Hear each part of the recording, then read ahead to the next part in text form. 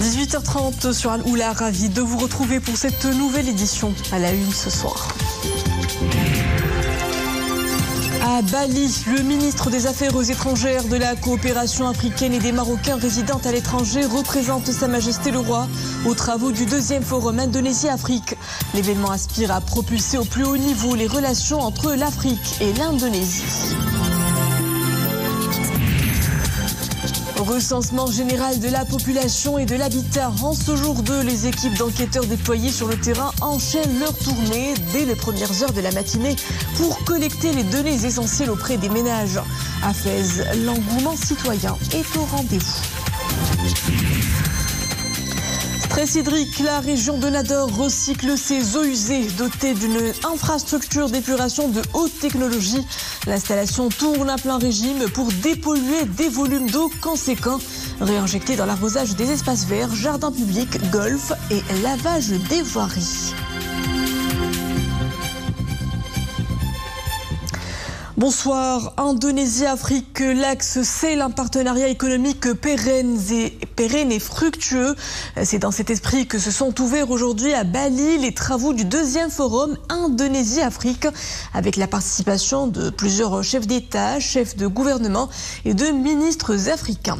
Le ministre des Affaires étrangères, de la coopération africaine et des Marocains résidant à l'étranger, Nassar Bourita, y représente Sa Majesté le Roi Mohamed VI. L'événement jette les bases d'une coopération durable entre l'Indonésie et l'Afrique. Samir Barka, Imanablou. Au 2e Forum Indonésie-Afrique, Nassar Bourita porte haut les ambitions du Maroc pour la promotion de la coopération sud-sud. Le ministre des Affaires étrangères, de la coopération africaine et des Marocains résidant à l'étranger affirme que, conformément à la vision de Sa Majesté le Roi, le Royaume est prêt à mettre son expérience à profit pour renforcer le partenariat avec l'Indonésie et les pays africains amis dans le cadre de la coopération sud-sud et trilatérale. Une coopération qui peut englober notamment la mise en œuvre de l'initiative royale pour promouvoir l'accès des pays du Sahel à l'océan Atlantique et le projet de gazoduc Maroc-Nigeria, qui constitue un levier essentiel pour stimuler une croissance régionale intégrée dans la zone atlantique. Nassar Bourita note également que cette coopération peut aussi intéresser le domaine de la sécurité alimentaire, du développement et de la modernisation de l'agriculture africaine, ainsi que l'investissement dans le secteur de la santé et la souveraineté sanitaire. Le Forum Indonésie-Afrique constitue un modèle exemplaire de coopération sud-sud, poursuit le ministre dans son allocution. Une coopération capable de relever les défis auxquels les deux parties sont confrontées en dépassant les approches classiques de coopération pour adopter des formules nouvelles, inclusives, innovantes et intégrées. Le ministre a évoqué aussi la création d'un forum économique régulier avec la participation du secteur privé et la coopération pour relever les défis mondiaux, notamment la rareté de l'eau qui représente une menace sérieuse pour le progrès, le développement économique et social, ainsi que la sécurité et la stabilité des pays, rappelant le dernier discours de Sa Majesté le Roi dans lequel le souverain a souligné l'importance de la gestion des ressources hydriques et de redoubler d'efforts et de vigilance, de concevoir des solutions innovantes, de subordonner les modèles de gestion aux règles de bonne gouvernance. Les travaux de cette 2e édition sont placés sous le thème « L'esprit de la conférence de Bandung pour l'agenda 2063 de l'Afrique ». Le forum se veut une plateforme visant à renforcer la coopération économique entre l'Indonésie et le continent africain, considéré comme un partenaire économique clé de ce pays asiatique. Et en marge des travaux de la 2e édition du Forum Indonésie-Afrique, le ministre des Affaires étrangères, de la coopération africaine et des Marocains résidant à l'étranger, Nassar Bourita, s'est entretenu avec son homologue indonésienne, Retno Marsudi. L'entretien entre les deux ministres s'inscrit au cœur d'une dynamique bilatérale positive en cours ces dernières années et qui s'est soldée par la signature le 22 décembre dernier à Rabat d'un mémorandum d'entente établissant un partenariat stratégique entre le Maroc et l'Indonésie. À la une également ce lundi, une nouvelle réunion de la commission interministérielle chargée du déploiement du programme d'urgence de réhabilitation et d'aide à la reconstruction des logements détruits par le séisme d'Al Haouz.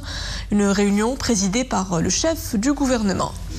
Un programme qui avance de manière positive, souligne Aziz Arnouch. Plus de 49 600 logements ont été réhabilités ou reconstruits. 55 000 autorisations ont été délivrées à cette fin. L'aide dédiée à la reconstruction de 20 000 dirhams en est à la 4e tranche. Les travaux ont été complètement achevés pour 1000 logements. Les aides mensuelles directes destinées aux familles sinistrées de 2500 dirhams se poursuivent. Parallèlement à cela, d'autres projets sectoriels sont en cours. 54 km de routes rurales ont été réalisés avec la mise à niveau de la route nationale numéro 7 reliant Al-Haouz et Taroudin. Dans le secteur de l'éducation, 111 écoles sont désormais fin prêtes à accueillir les élèves après leur reconstruction. 58 autres établissements scolaires seront opérationnels en novembre prochain et 52 autres en février 2025. Et puis, sachez que les travaux de réhabilitation de 42 centres de santé ont été achevés. Ils seront opérationnels dans les prochaines semaines. Recensement général de la population et de l'habitat, l'opération de collecte des données auprès des ménages se poursuit pour la 2e journée. D'importants moyens humains et logistiques sont mobilisés pour mener à bien cette échéance nationale d'envergure. Enquêteurs, superviseurs et contrôleurs se déploient à travers plus de 37 000 districts pour assurer le géoréférencement de construction, douars et établissements économiques. Le reportage depuis Fès avec Mustafa Zahiri. À Fès, les équipes se sont mobilisées dès les premières heures de la matinée. Les équipes munies de leurs tablettes et de leurs badges officiels font un dernier briefing avant de sillonner les quartiers de la ville pour la collecte des données essentielles auprès des ménages. Je dirige 4 équipes d'enquêteurs. Tout le monde est mobilisé pour cette opération d'envergure. C'est une feuille de route pour la planification des politiques publiques et le développement socio-économique du pays. Dans la zone nord de la ville de Fès, 878 personnes, dont 13 superviseurs communaux, 174 contrôleurs et 691 enquêteurs, assurent le relevé des données. L'opération vient de démarrer. Elle se poursuivra jusqu'au 30 septembre. Les ménages du district d'El Merinin ont été très coopératifs. Ils ont répondu à toutes nos questions. Nous avons réservé un très bon accueil aux équipes en charge du recensement. Nous leur avons fourni toutes les données nécessaires. Je lance un appel à tous les ménages de faire de même. Nous remercions les enquêteurs pour leur travail. Les autorités locales et les équipes du HCP à Fès insistent sur l'importance de la coopération de tous les citoyens pour garantir le succès de cette opération. Les données fiables serviront de base à la planification du développement de la ville et de la région pour les années à venir. Toutes nos équipes se sont mises au travail pour la collecte des données auprès des ménages. Depuis le démarrage de cette opération, nous constatons une coopération pleine et entière des habitants des différents quartiers de la ville pour garantir le succès de cette opération de recensement. Pas moins de 55 000 enquêteurs sont mobilisés à travers plus de 37 000 districts en milieu urbain et rural pour plancher sur l'exécution de cette opération d'envergure. Les informations collectées sont strictement confidentielles et ne seront utilisées qu'à des fins statistiques conformément à la loi, précise le HCP. Direction à présent l'une des plus importantes lagunes de la Méditerranée. La lagune du bassin Marchica vit au rythme d'une dynamique écologique et environnementale. En ces temps de stress hydrique, les villes et centres du Grand Nador rationalisent leurs dépenses en eau pour ne plus puiser dans cette précieuse ressource. L'irrigation des espaces verts et golfiques se fait via une technologie de pointe grâce à la station d'épuration des eaux usées. Le reportage est signé Wafa Yacoubi, Wassim Saoud avec un récit de Sophia Fgrout. Chaque jour, cette station traite 34 000 mètres cubes d'eau usée. Pour cela, l'on utilise les dernières technologies, comme le procédé à bout activé, c'est-à-dire une épuration biologique, ou encore la désinfection par les rayons ultraviolets. L'eau est d'abord acheminée par les réseaux d'assainissement jusque dans le centre de traitement. Ces résidus solides qui ont été filtrés vont avoir une seconde vie, cette fois-ci dans la production d'énergie. بعدها تتمر إلى المرحلة الثنائية أو traitement secondaire وهي المرحلة المهمة حيث نزيل أي كاع الملوثات. Ensuite, l'on passe au traitement secondaire. C'est une étape importante où l'on se débarrasse de tous les polluants. La troisième étape consiste à désinfecter l'eau des bactéries. L'eau acheminée au bassin Marchica est propre, de bonne qualité et répond aux standards internationaux en la matière. جودة عالية وحسب المعايير الدولية في هذا المجال. L'eau recyclée est destinée notamment à l'arrosage des espaces verts et des terrains de golf. Grâce à son succès et au nouvel essor de la lagune de Marchica, la station a lancé en 2023 des travaux d'extension qui permettent aujourd'hui de traiter toutes les eaux usées de la ville de Nador ainsi que de 7 localités voisines. ذلك من أجل الحفاظ على التوازن البيئي لبحيرة مارتشيكا وأيضا L'objectif est de préserver l'écosystème de la lagune de Marchica et d'accompagner le développement socio-économique et touristique de la province de Nador et de la région de l'Oriental. Nous travaillons actuellement sur un projet pour l'efficacité énergétique. وأيضا هناك مشروع في طور البداية وهو النجاع الطاقية.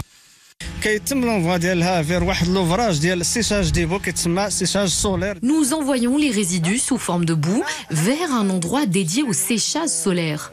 Une fois séchés, ils sont envoyés vers une usine de production de ciment et serviront de combustible.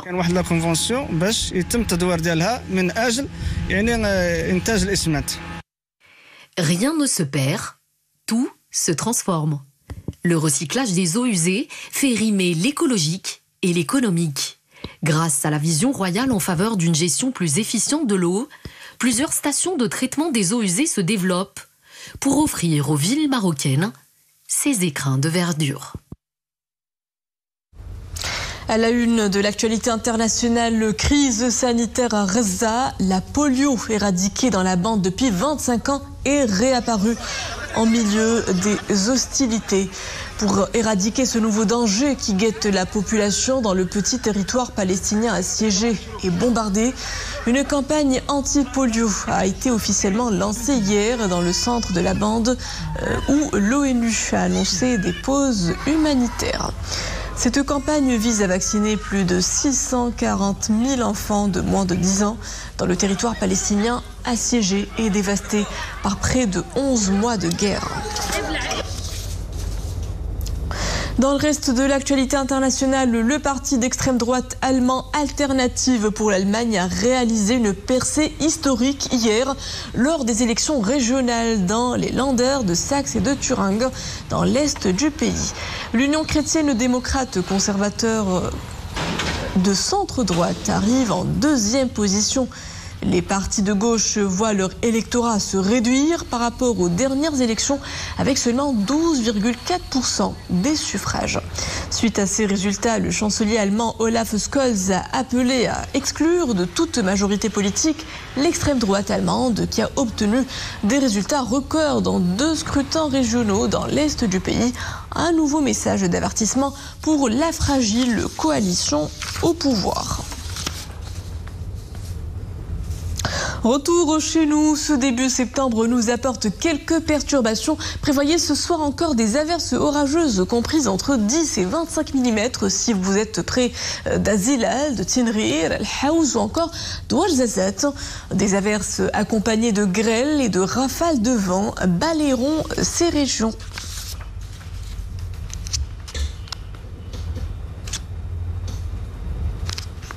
Sports équestres sous le haut patronage de Sa Majesté le roi Mohammed VI, chef suprême et chef d'état-major général des forces armées royales, et sous l'égide de la Fédération royale marocaine des sports équestres. Les gardes royales organisera les 10 et 11 septembre à la carrière Hassan II au Méchoir à Rabat le concours officiel de saut d'obstacles des jeunes chevaux. Cet événement sportif comprendra 10 épreuves de saut d'obstacles avec la participation d'éminents cavaliers appartenant aux différents clubs équestres nationaux affiliés à la Fédération royale.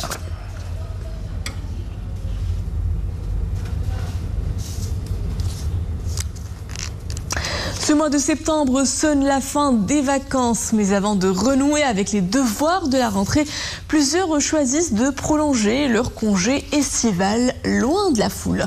Pour les établissements touristiques, septembre marque le début d'une nouvelle saison. Les hôteliers affichent des taux de remplissage exceptionnels, pareil chez les restaurateurs qui rivalisent de compétitivité pour cibler cette clientèle assez spéciale. Exemple depuis le quartier d'Anza à Agadir, Mohamed Touanina Hijebtamek et Zakaria Moqibila.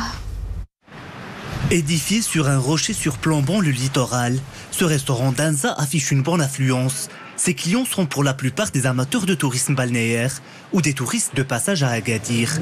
Même si les vacances estivales touchent à leur fin, ces visiteurs ont tenu à faire un saut par ce quartier balnéaire de la capitale du Souss. Je suis en vacances à Agadir avec ma famille pour profiter des vacances avant la rentrée des classes. Ici, je suis à l'aise. J'apprécie beaucoup la plage d'Anza. Je réside à Marrakech. Comme il y fait chaud en cette période, j'ai décidé de venir à Anza pour profiter d'un climat plus frais. Je préfère prendre mon congé entre la fin d'août et le début de septembre, car il n'y a pas beaucoup de monde. Le restaurant offre une sélection variée de plats traditionnels et modernes. Le complexe touristique comprend des aires de jeu pour les enfants et offre une animation musicale. Si le restaurant réalise le plus gros de son chiffre d'affaires durant la période estivale, l'établissement reste ouvert tout au long de l'année.